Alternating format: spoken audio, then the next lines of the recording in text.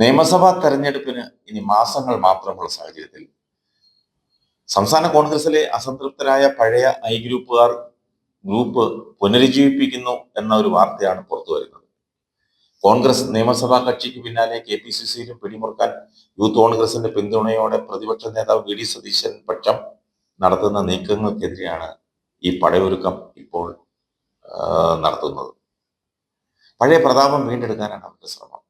അതിന് Suധാകരന്റെയും മുരളീധരന്റെയും ശക്തമായ പിന്തുണയും രമേശ് ചെന്നിത്തലയ്ക്കുണ്ട്. കഴിഞ്ഞ പാർലമെന്റ് തെരഞ്ഞെടുപ്പിലെ വിജയത്തിന് പിന്നാലെ ഉപതെരഞ്ഞെടുപ്പിൽ വയനാട് ലോക്സഭാ സീറ്റിലും പാലക്കാട് നിയമസഭാ സീറ്റിലും ഭൂരിപക്ഷം വർദ്ധിപ്പിക്കാനും UDF കഴിഞ്ഞു.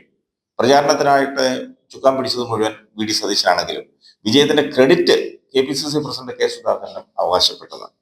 സുധാകരനെ മാറ്റി തങ്ങൾക്ക് താല്പര്യമുള്ളയാളിനെ അധ്യക്ഷനാക്കാനുള്ള സതീശൻ പക്ഷത്തിന്റെ നീക്കം സംഘടനയും കൈപ്പിടിയിൽ ഒതുക്കാനാണെന്ന് അവർ കരുതുന്നു.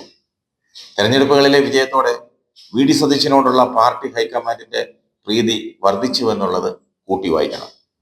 ACC സംഘടനാ ജനറൽ സെക്രട്ടറി KC വേണുഗോപാലിന്റെയും കേരളത്തിന്റെ ചുമതലയുള്ള ജനറൽ സെക്രട്ടറി ദീപാദാസ് മുൻഷിയുടെയും കട്ട പിന്തുണ സതീശനുണ്ട്. അടുത്ത നിയമസഭാ തെരഞ്ഞെടുപ്പിൽ അധികാരത്തിൽ വരുമെന്ന് തന്നെയാണ് UDF കണക്കുകൂട്ടുന്നത്. എന്നാൽ മുഖ്യമന്ത്രി ആരാവണമെന്ന കാര്യത്തിൽ കോൺഗ്രസിലെ മുതിർന്ന നേതാക്കൾ പലരും പല തട്ടിലാണ്. പ്രതിപക്ഷ നേതാവെന്ന നിലയിൽ VD സതീശന് മുഖ്യമന്ത്രി സ്ഥാനാർത്ഥിയാവും, ആകാൻ സാധ്യതയുണ്ട്. അതിന് അദ്ദേഹത്തിന് താല്പര്യമുണ്ട്. ഇക്കാര്യത്തിൽ യൂത്ത് കോൺഗ്രസ് നേതൃത്വത്തിന്റെ പിന്തുണയും സതീശനുണ്ട്.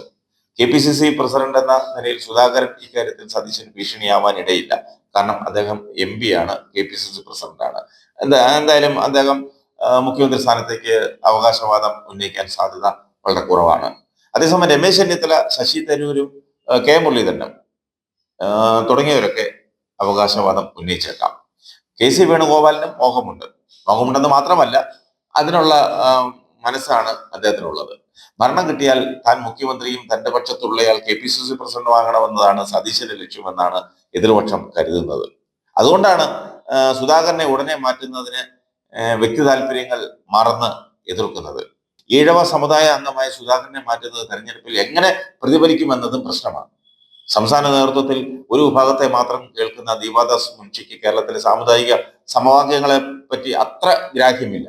അതേസമയം ഉമ്മൻചാണ്ടിയുടെ നിര്യാണത്തോടെ ഗ്രൂപ്പിന് അവശേഷിച്ച ശക്തിയും ചോർന്നു.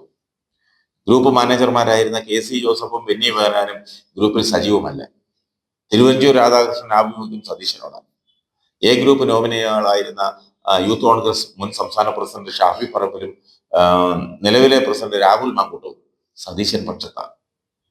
പാലക്കാട് ഉപതെരഞ്ഞെടുപ്പിൽ ചുമതല നൽകാതെ അവഗണിച്ചെന്ന ചാണ്ടി ഉമ്മന്റെ പരാതിക്ക് പിന്തുണ നൽകാൻ പഴയ ഗ്രൂപ്പുകാർ തയ്യാറാവാത്തതും ചേർത്ത് വായിക്കണം. ഒരു കാലത്ത് വലിയ പ്രതാപത്തോടെ തലമുതിർന്ന നേതാക്കൾ നേതൃത്വം കൊടുത്തിരുന്ന ഗ്രൂപ്പ് അനാഥമായത് ഉമ്മൻചാണ്ടിയുടെ മരണത്തോടെയാണ്. ഗ്രൂപ്പ് കൊണ്ട് നടക്കാൻ ചാണ്ടി ഉമ്മൻ പ്രാപ്തനുമല്ല. യഥാർത്ഥത്തിൽ അനാഥമായത് ഗ്രൂപ്പ് മാത്രമാണ്.